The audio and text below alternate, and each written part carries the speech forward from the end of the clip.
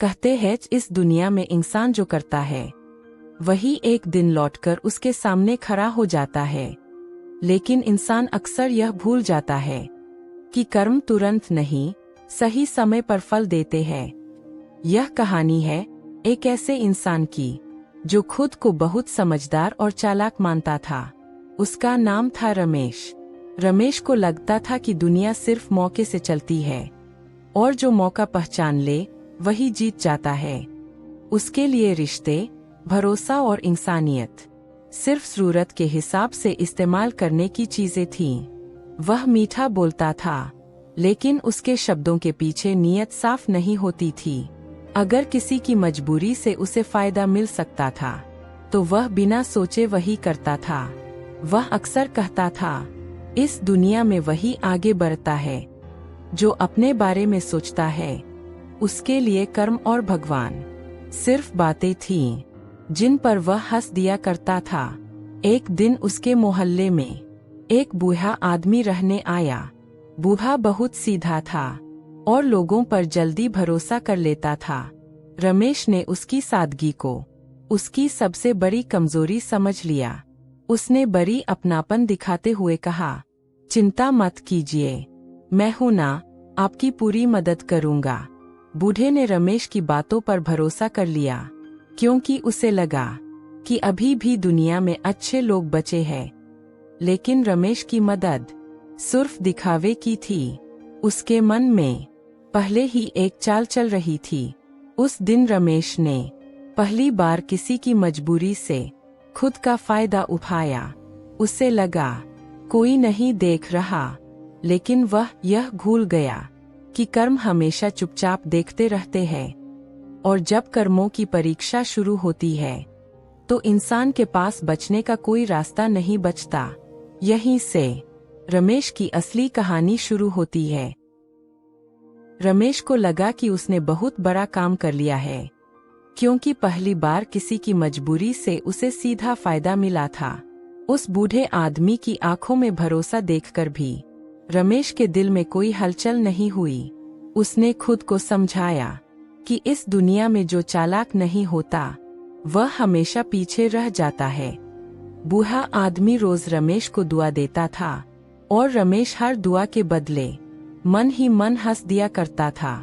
उसके लिए दुआ और बद्दुआ बस शब्द थे जिनका असली मतलब वह कभी समझना ही नहीं चाहता था। धीरे धीरे रमेश की आदत बन गई कि जहाँ भी किसी की कमजोरी दिखे वह उसे मौके में बदल ले। कभी किसी की मजबूरी का फायदा तो कभी किसी के भरोसे का सौदा।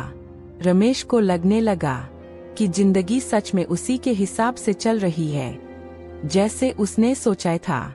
लेकिन उसे यह एहसास नहीं था कि हर गलत कदम एक नया सवाल पैदा करता है। एक दिन उसी बूढ़े आदमी ने रमेश से कहा, बेटा, तुमने मेरी बहुत मदद की है, भगवान तुम्हें खुश रखे।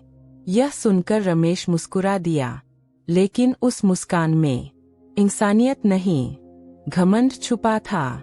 उसने मन ही मन कहा, भगवान अगर होता तो मैं इतना आराम से यह सब नहीं कर पाता। उसी रात रमेश को पहली बार अजीब सा सपना आया। सपने में वही बूढ़ा आदमी था, लेकिन उसकी आंखों में दुआ नहीं, सवाल थे। रमेश घबरा कर जाग गया, लेकिन उसने इसे सिर्फ थकान समझकर नजरअंदाज कर दिया। वह नहीं जानता था कि यह सपना डर नहीं, चेतावनी था। कर्म हमेशा सीधे सजा नहीं देते, पहले संकेत देते हैं। लेकिन जो इंसान संकेतों को नजरअंदाज करता है उसकी परीक्षा और कठिन हो जाती है। रमेश अब भी यही सोच रहा था कि वह बहुत सुरक्षित है और कोई उसका कुछ नहीं बिगाड़ सकता। उसे क्या पता था कि कर्मों की परीक्षा अब अगला सवाल तैयार कर रही है। समय के साथ रमेश की चालाकी अब सिर्फ एक आदत नहीं, बल्कि उसका स्वभाव बन चुकी थी। वह जिस रास्ते से निकलता वहाँ इंसान नहीं, उसे सिर्फ मौके दिखाई देते थे। उसने कई लोगों की मजबूरी को अपने फायदे की सीढ़ी बनाया और हर बार बच निकलने पर खुद को और होशियार समझा। बूढ़ा आदमी अब कमजोर हो चला था और रमेश उसकी मजबूरी का पूरा फायदा उठाता रहा। एक दिन बूढ़े ने कांपती आवाज में कहा, बेटा, अगर तुम न होते तो शायद मैं अब तक टूट चुका होता। रमेश ने झूठी हमदर्दी दिखाते हुए कहा, आप चिंता मत कीजिए, मैं हूं ना। लेकिन उसके मन में एक और चाल चल रही थी जो इस बार और गहरी चोट देने वाली थी। उसने बूढ़े की जमा पूंजी अपने नाम कराने की योजना बनाई और बड़ी चालाकी से कागजों में हेराफेरी कर दी। बूढ़ा उसकी मीठी बातों में आ गया क्योंकि उसे अब भी रमेश पर भरोसा था। उस दिन रमेश ने सिर्फ पैसे नहीं छीने, उसने किसी के जीवन की आखिरी उम्मीद भी छीन ली। कुछ दिनों बाद बूढ़ा आदमी बीमार पड़ा और अस्पताल के बिस्तर पर जिंदगी से झुकाने लगा। रमेश वहां गया जरूर, लेकिन उसके चेहरे पर फिक्र नहीं, डर था। डर इस बात का नहीं कि कोई इंसान मर रहा है, डर इस बात का था कि कहीं सच बाहर न आ जाए।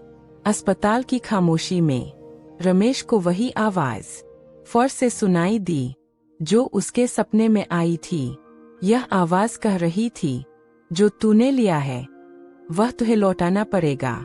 रमेश ने सिर झटक दिया और खुद से कहा कि यह सब सिर्फ वहम है। लेकिन उसी पल डॉक्टर ने बाहर आकर कहा, मरीज की हालत बहुत नाजुक है।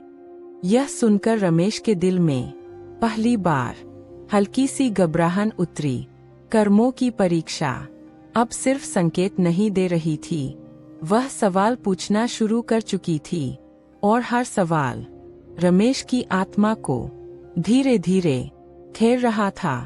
अस्पताल की उस ठंडी और शांत जगह में बैठा रमेश आज पहली बार अपने ही मन से डर रहा था, क्योंकि बाहर की शांति के पीछे उसके अंदर एक भयानक तूफान चल रहा था जो उसे बार बार याद दिला रहा था कि जो उसने किया है वह सिर्फ एक इंसान के साथ धोखा नहीं, बल्कि अपने ही कर्मों से गद्दारी थी। जिस बूढ़े आदमी को वह सालों से कमजोर, बेबस और मजबूर समझता आया था, आज वही आदमी उसके ज़मीर के सामने सबसे मजबूत गवार बनकर खड़ा था। जब नर्स ने अंदर बुलाया तो रमेश के कदम दरवाजे की ओर तो बढ़े, लेकिन दिल पीछे छूट गया, क्योंकि वह जानता था कि अब वहां झूठ काम नहीं आएगा। बूढ़ा आदमी बिस्तर पर लेटा हुआ था, सांसें उखड़ी हुई थीं, आंखें कमजोर थीं, लेकिन उनमें जो सच्चाई थी वह रमेश की पूरी जिंदगी को नंगा करने के लिए काफी थी। उसने भारी आवाज में कहा, बेटा, जब इंसान जिंदगी के आखिरी मोड़ पर होता है तब उसे हर चेहरा साफ दिखने लगता है, हर रिश्ता अपनी असली शक्ल में सामने आ जाता है। रमेश कुछ बोलना चाहता था, लेकिन शब्द उसकी जुबान का साथ छोड़ चुके थे, क्योंकि अब हर बहाना उसे खुद के सामने भी खोखला लगने लगा था। बूढ़े ने आगे कहा, मैंने तुझे बेटे से बढ़कर माना, तेरे हाथों में अपना सब कुछ सौंप दिया और बदले में मैंने सिर्फ ईमानदारी की उम्मीद की थी।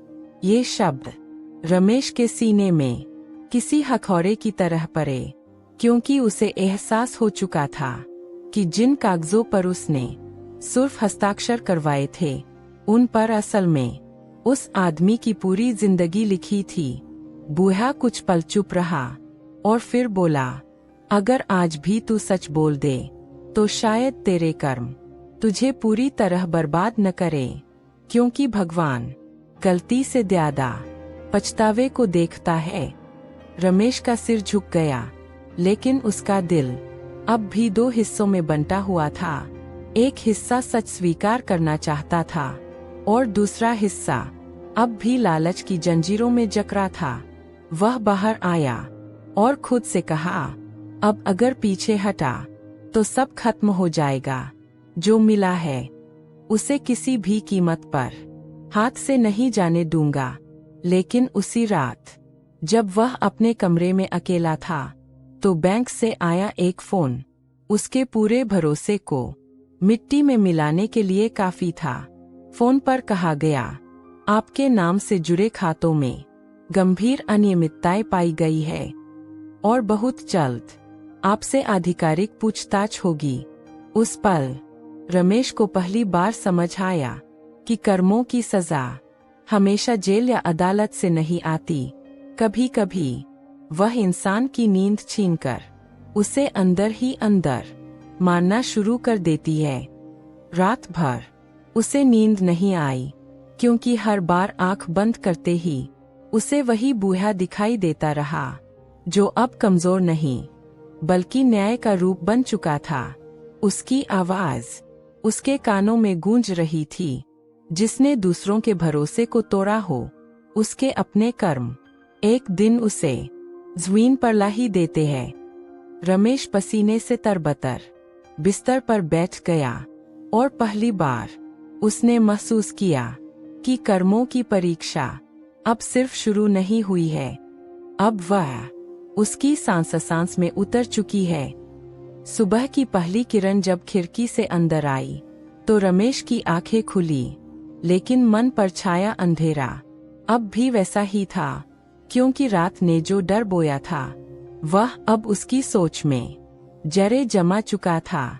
वह आईने के सामने खड़ा हुआ और अपने ही चेहरे को घूर घूर कर देखने लगा, क्योंकि उसे पहली बार अपने अंदर का वह इंसान दिख रहा था जिससे वह हमेशा नजर चुराता आया था, जिस सम्मान को वह अपनी मेहनत समझता था, जिस पैसे को वह अपनी अक्ल की जीत मानता था। आज वही सब उसके लिए बोझ बन चुका था, क्योंकि अब हर चीज उसे उसके कर्मों की याद दिला रही थी। दफ्तर पहुंचते ही माहौल बदला हुआ था। लोगों की निगाहों में वह अपनापन नहीं रहा जो कल तक उसे ताकत का एहसास कराता था। उसके केबिन में बैठते ही एक नोटिस उसकी टेबल पर रख दिया गया, जिस पर लिखे शब्द सीधे उसके दिल में उतर गए, क्योंकि अब जांच सिर्फ कागजों तक सीमित नहीं थी। उसने फाइल खोली तो हर दस्तावेज उसे कठघरे में खड़ा करता नजर आया, क्योंकि जिन दस्तखतों को वह चालाकी समझता था वही अब सबसे बड़े सबूत बन चुके थे। दोपहर तक पूरे दफ्तर में फुसफुसाहट फैल चुकी थी और रमेश को एहसास होने लगा कि इज्जत एक दिन में नहीं गिरती, लेकिन जब गिरती है तो संभलने का मौका। ये शब्द रमेश के दिल में जहर की तरह फैल गए, क्योंकि यह आरोप नहीं था, यह सच था जिसका कोई जवाब नहीं था। रमेश ने भारी आवाज में कहा, अगर मैं आज सब कुछ लौटा दूं, तो क्या मेरे पाप माफ हो जाएंगे? बूढ़े ने उसकी ओर देखा और बहुत शांति से कहा, गलती लौटाने से ठीक नहीं होती, गलती मानने से ठीक होती है, और उसका बोझ जिंदगी भर उठाना पड़ता है। अस्पताल से बाहर निकलते वक्त रमेश की चाल धीमी थी, क्योंकि उसके कंधों पर अब सिर्फ डर नहीं, पछतावे का वजन भी था। रात को उसने पहली बार अपने किए हुए कामों की पूरी लिस्ट बनाई और हर लाइन के साथ उसका सिर और नीचे झुकता चला गया। उस पल उसे समझ आया कि कर्मों की परीक्षा कभी एक सवाल में खत्म नहीं होती, वह इंसान को पूरा बदलने के लिए आती है। और रमेश अब उस मोड़ पर खड़ा था जहां से या तो इंसान टूट जाता है या फिर एक नया इंसान बनकर निकलता है। उस दिन आसमान में बादल थे, लेकिन रमेश के भीतर जो तूफान उठ रहा था वह किसी मौसम का मोहताज नहीं था, क्योंकि अब सवाल बारिश या धूप का नहीं, उस सच्चाई का था जिससे वह सालों से भागता आया था। जांच समिति के सामने बैठा रमेश आज वैसा नहीं था जैसा लोग उसे जानते थे, क्योंकि उसकी आंखों में अब चालाकी नहीं, थकान, डर और पछतावे की एक गहरी परत जमी हुई थी। जब उससे पहला सवाल पूछा गया तो वह जवाब देने से पहले कई सेकंड चुप रहा, क्योंकि उसे एहसास था कि अब बोला गया हर शब्द उसके पूरे जीवन की दिशा तय करेगा।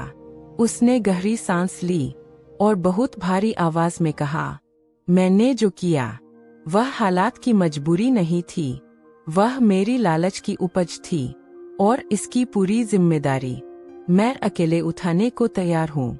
उसके इस एक वाक्य ने पूरे कमरे की हवा बदल दी, क्योंकि जहाँ सब बहाने सुनने के आदी थे, वहाँ पहली बार किसी ने अपनी गलती बिना शर्त स्वीकार की थी। जांच अधिकारी ने उसकी फाइल बंद करते हुए कहा, सच बोलना आपकी सजा को कम नहीं करेगा, लेकिन यह साबित करेगा कि आप अभी पूरी तरह इंसान बने रहना चाहते हैं। उस शाम रमेश ने अपने सारे खाते, अपनी सारी संपत्ति और हर वो चीज जो गलत तरीके से कमाई गई थी, कानूनी प्रक्रिया के तहत लौटाने की प्रक्रिया शुरू कर दी। जब वह आखिरी दस्तावेज पर हस्ताक्षर कर रहा था तो उसके हाथ कांप रहे थे, लेकिन दिल पहली बार हल्का महसूस कर रहा था। ये शब्द रमेश के दिल में जहर की तरह फैल गए, क्योंकि यह आरोप नहीं था, यह सच था जिसका कोई जवाब नहीं था। रमेश ने भारी आवाज में कहा, अगर मैं आज सब कुछ लौटा दूं, तो क्या मेरे पाप माफ हो जाएंगे? बूढ़े ने उसकी ओर देखा और बहुत शांति से कहा, गलती लौटाने से ठीक नहीं होती, गलती मानने से ठीक होती है, और उसका बोझ जिंदगी भर उठाना पड़ता है। अस्पताल से बाहर निकलते वक्त रमेश की चाल धीमी थी, क्योंकि उसके कंधों पर अब सिर्फ डर नहीं, पछतावे का वजन भी था। रात को उसने पहली बार अपने किए हुए कामों की पूरी लिस्ट बनाई और हर लाइन के साथ उसका सिर और नीचे झुकता चला गया। उस पल उसे समझ आया कि कर्मों की परीक्षा कभी एक सवाल में खत्म नहीं होती, वह इंसान को पूरा बदलने के लिए आती है। और रमेश अब उस मोड़ पर खड़ा था जहां से या तो इंसान टूट जाता है या फिर एक नया इंसान बनकर निकलता है। उस दिन आसमान में बादल थे, लेकिन रमेश के भीतर जो तूफान उठ रहा था वह किसी मौसम का मोहताज नहीं था, क्योंकि अब सवाल बारिश या धूप का नहीं, उस सच्चाई का था जिससे वह सालों से भागता आया था। जांच समिति के सामने बैठा रमेश आज वैसा नहीं था जैसा लोग उसे जानते थे, क्योंकि उसकी आंखों में अब चालाकी नहीं, थकान, डर और पछतावे की एक गहरी परत जमी हुई थी।